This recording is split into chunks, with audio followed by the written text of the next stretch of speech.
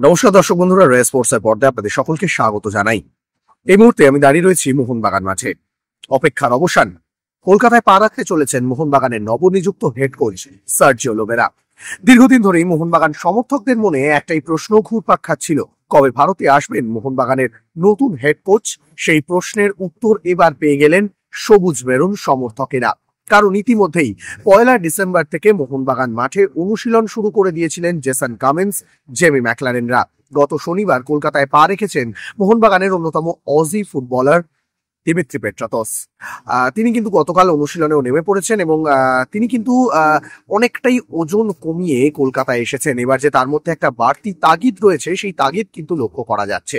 সেই তাগিদ আজকের অনুশীলনেও লক্ষ্য করা গেল। আগামীকাল অনুশীলনে ছুটি রয়েছে। আগামী পরশু অর্থাৎ বৃহস্পতিবার থেকে যুবভারতী ক্রীড়াঙ্গনের প্র্যাকটিস গ্রাউন্ডে সার্জিও লোবেরার তত্ত্বাবধানে অনুশীলনে নেমে পড়বে মোহনবাগান দল।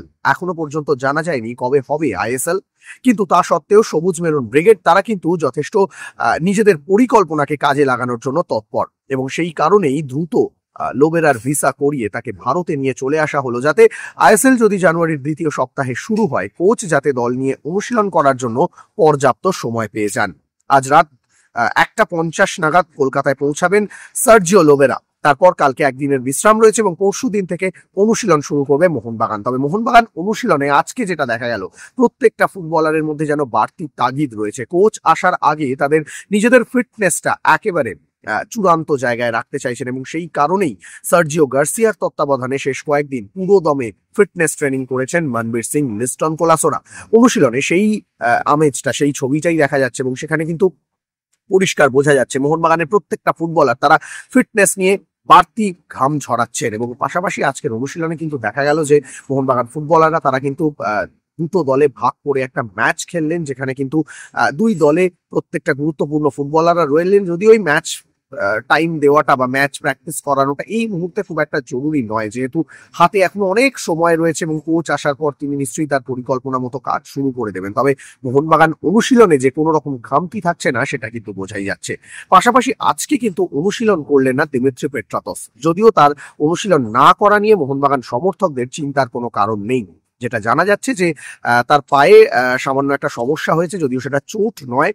যেহেতু তিনি একটা লং জার্নি করে এসেছেন, দীর্ঘদিন পর অনুশীলনে নেমেছেন, এই ধরনের ছোটখাটো সমস্যা ফুটবলারদের শারীরিক সমস্যা থেকেই থাকে এবং সেই কারণেই তিনি অনুশীলন করলেন না আজকে। এবং ফিজিক্যাল ট্রেনার সহ চিকিৎসক টিম যারা রয়েছেন তারা কিন্তু একটা দিন বিশ্রাম দেওয়ার কথা জানিয়েছেন এবং সেই কারণেই আজকে দিমিত্রি পেট্রাতস অনুশীলন করেননি।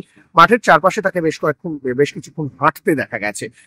পাশাপাশি আগামীকাল যেহেতু বিশ্রাম রয়েছে, আগামী পরশু থেকে সার্জিও লোবেরা কিন্তু তার পুরো দল নিয়ে অনুশীলনে নামতে পারবেন।